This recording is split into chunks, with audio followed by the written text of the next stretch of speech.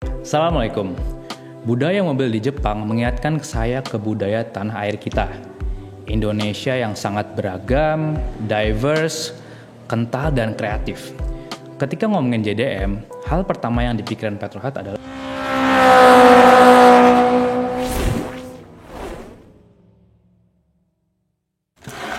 Ketika ngomongin JDM, hal pertama yang dipikiran Petrohead adalah mobil-mobil Jepang yang ikonik yang sebagian besar muncul di film Fast and Furious, seperti Toyota Supra, Nissan Skyline, Mazda RX-7.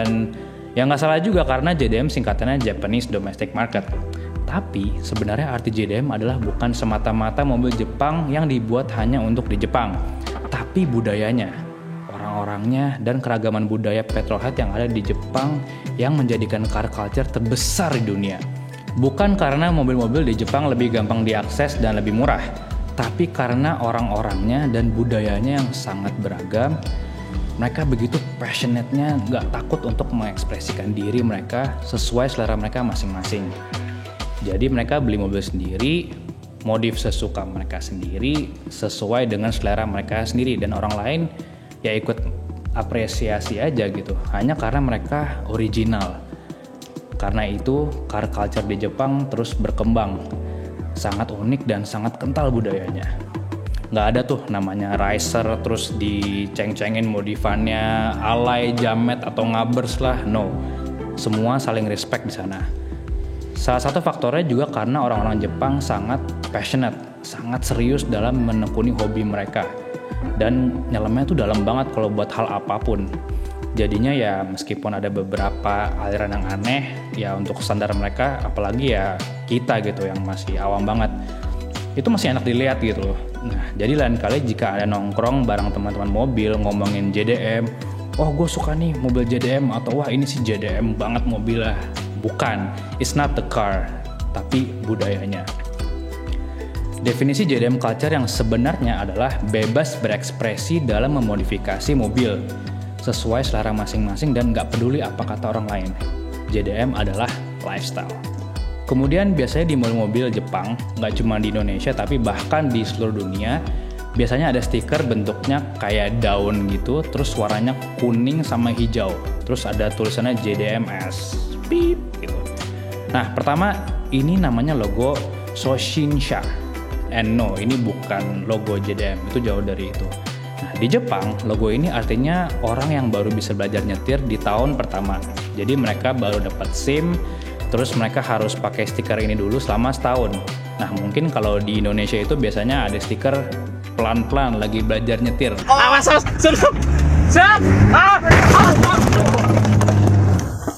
gas bro.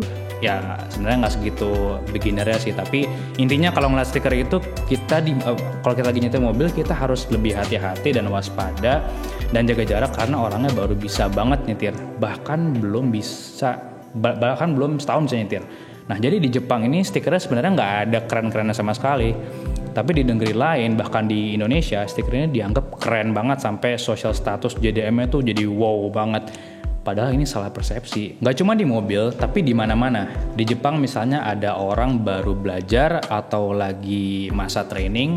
Nah contohnya misalnya di McD di Jepang. Nah mereka tuh ada versi McDonald-nya yang logo daun itu, tapi dengan warna McD yang merah kuning. Nah satu logo atau stiker lagi yang lumayan terkenal biasanya dipakai yaitu Koreisha, yang artinya orang yang nyupir itu sudah lanjut usia. Atau ya udah tua banget lah gitu. Nah ada kebalikannya logo Soshinsha yang bentuknya daun tadi, tapi kurang lebih intinya message-nya sama. Jangan terlalu deket-deket, harus jaga jarak, atau harap maklum jika misalnya nyetirnya terlalu pelan atau semacamnya. Sebenarnya ini ide yang sangat bagus loh untuk diimplementasikan di seluruh negara ya, apalagi di sini. Banyak banget lansia di sini atau bahkan ya emak-emak yang mungkin penglihatannya kurang sempurna, yang sen kiri tapi belok kanan. Ya kalau ada stiker itu kan kita bisa tahu siapa yang nyetir, sehingga kita bisa lebih hati-hati atau lebih bisa inisiatif sebelumnya gitu loh. Ya I think this is a good idea. Nah kemudian ke culture berikutnya yaitu drifting. Nah ya as we all know, drifting asal dari Jepang. Nah, tentang drifting di Jepang, kebanyakan orang taunya Keiichi Tsuchiya, ya alias DK atau Drift King. Nah, ya dia diketahui sebagai suhunya drift di Jepang, tapi nggak banyak orang yang tahu sebenarnya pelopor drift pertama kali di Jepang adalah Kunimitsu Takahashi. Nah, di Jepang nih dikenal sebagai mbahnya drifting. Awalnya dia pembalap motor, kemudian dia kecelakaan parah, jadi dia mulai balapan mobil. Nah, dia yang pertama kali menemukan teknik drifting. Kemudian, teknik driftingnya disempurnakan oleh Keiichi Tsuchiya, aka The Drift King. Keiichi Tsuchiya mendapatkan gelar Drift King tuh di tahun 80-an lah. Kemudian drifting mulai menyebar keluar Jepang di tahun 90-an.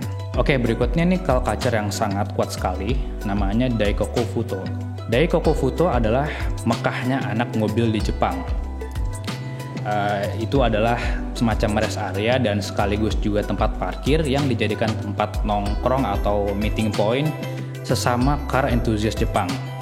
Tepatnya di Yokohama, tempat parkir yang besar dikelilingi tol Yokohama Ring Road telah menjadi salah satu tempat parkir yang paling terkenal di Jepang.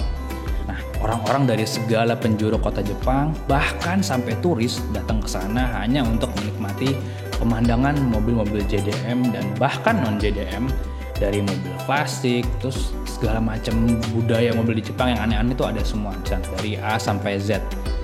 Jadi tujuannya ke sana untuk ajang pamer mobil sendiri dan juga apresiasi mobil-mobil yang lain. Daikoku Futo adalah puncaknya dan pusatnya JDM culture. Nah, kalau Anda mau lihat versi aslinya film Tokyo Drift, ya di situ tempatnya. Daikoku telah menjadi meeting point anak mobil sejak tahun 90-an. Nah, ibaratnya di sini tuh kayak tikum lah, titik kumpul semacam di Asaf ya mungkin kalau di Jakarta. Nah, di era jaya-jaya Midnight Club, sebuah klub mobil eksklusif di Jepang yang insya Allah kita akan bahas juga di video berikutnya, dan beberapa street racing culture di Jepang. See you in the next video. Assalamualaikum.